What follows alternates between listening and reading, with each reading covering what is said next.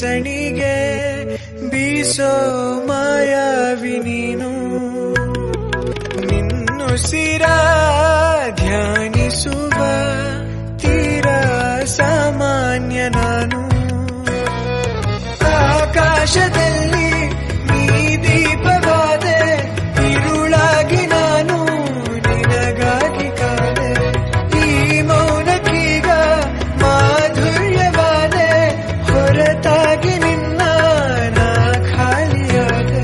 ಸಿಹಿ ಕಹಿ ಏನಾದರೂ ಪ್ರತಿ ಕ್ಷಣ ಜೊತೆಯಾಗಿರು ಬೇಕಾಗಿದೆ.